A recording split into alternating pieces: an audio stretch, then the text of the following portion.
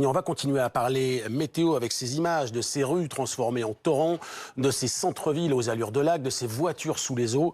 Toute la semaine, une grande partie du Sud a été le théâtre d'importantes inondations provoquées par des trompes d'eau. Bilan, une femme de 68 ans a perdu la vie, des dégâts matériels très importants et 1700 interventions pour les secours. Récit, Gaël Giordana, Sophie Herbet et toutes les équipes BFM TV sur le terrain.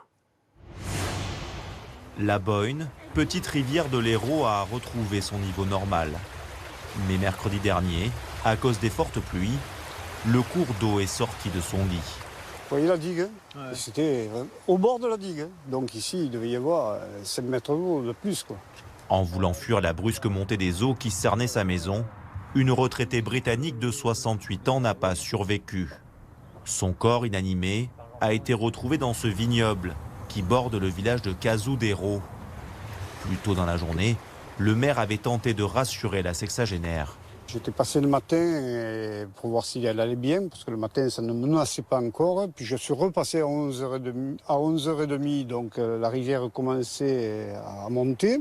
Je suis parvenu donc à son domicile. Je lui dis surtout de ne pas bouger, qu'on allait prévenir les pompiers qu'il la récupérerait.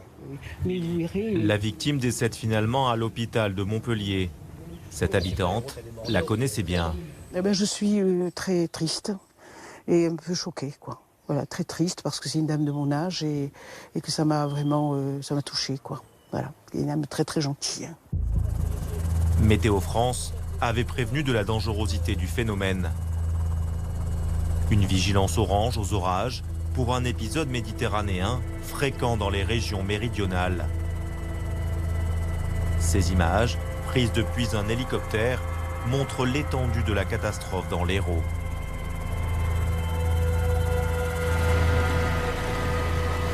Dans certaines zones, comme ici près de Béziers, il a plu l'équivalent de 3 mois de précipitations en seulement quelques heures. En pleine nuit, l'eau est montée très rapidement, prenant de court les automobilistes. Ah ouais, c'est compliqué, c'est impressionnant. Bah, j'ai essayé d'aller au travail, mais j'arrive pas. Ouais, tout est bloqué? Tout est bloqué, j'ai appelé le patron, mais tout est bloqué. Les routes deviennent impraticables, les voitures sont submergées. Au petit matin, Malika s'est fait surprendre. Elle est secourue par les pompiers. Ouais, faites l'assurance en première. On vous a mis la voiture là-haut, en sécurité.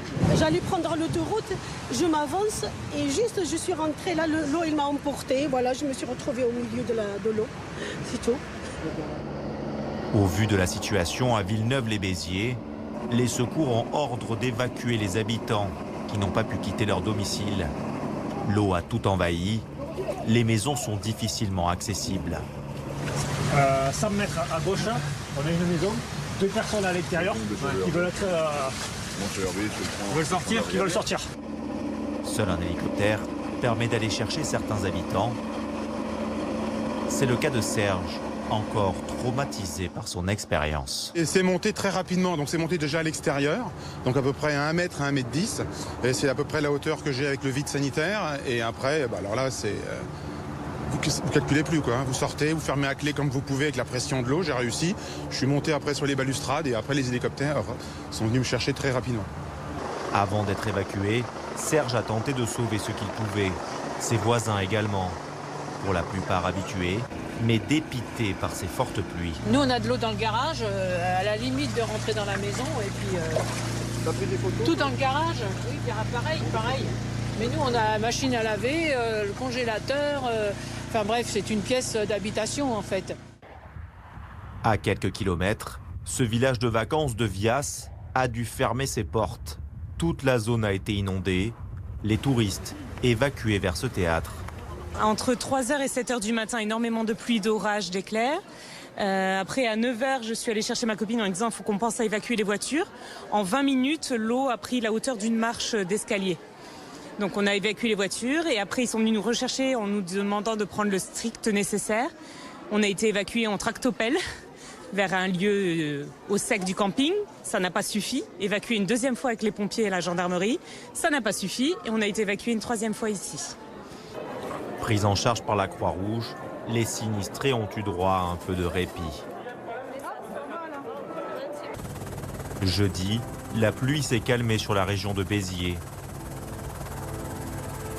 C'est le moment choisi par la ministre de la Transition écologique pour montrer que le gouvernement est aux avant-postes sur la crise. Première étape, remercier les équipes mobilisées.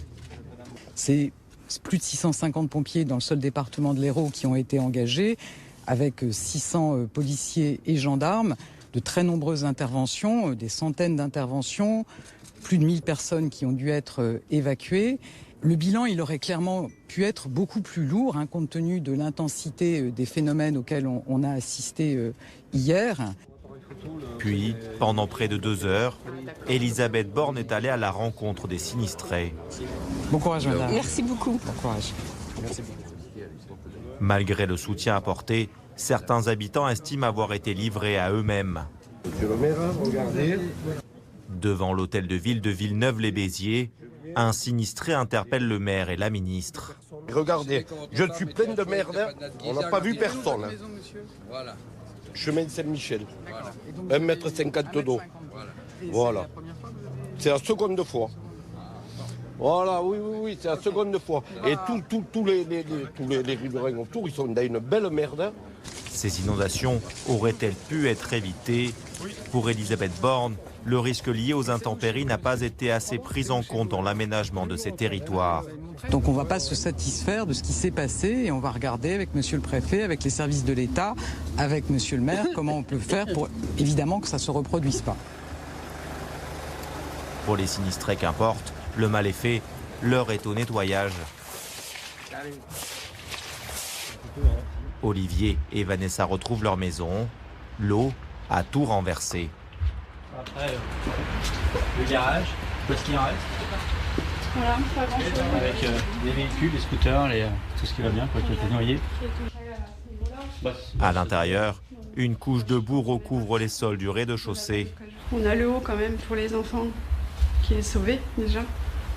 Après c'est que du matériel, enfin, c'est ce qu'on se dit, mais on réalise pas vraiment, quoi. Un long travail de réaménagement s'annonce. Donc là, je vais débrancher tous les appareils électriques, tous les multiprises, les trucs, avant de remettre. De toute façon, je vais pouvoir remettre les prises. Je vais juste remettre en haut et puis les lumières, quoi. Une lourde tâche qui attend aussi François. Jusque-là, hein. Ça a dû monter jusque-là, oui, je suppose. L'atelier de cet ancien professeur aux Beaux-Arts a été ravagé. Comment vous vous sentez là quand vous voyez ça? Je me sens très mal, là. Très très mal, parce que c'est la première fois que ça m'arrive, une affaire comme ça. Et puis vu mon grand âge, je ne m'attendais pas à ça. À 89 ans, il a pu trouver refuge chez sa belle-sœur. Elle l'accompagne pour photographier tout l'intérieur de la maison, une étape nécessaire pour les assurances.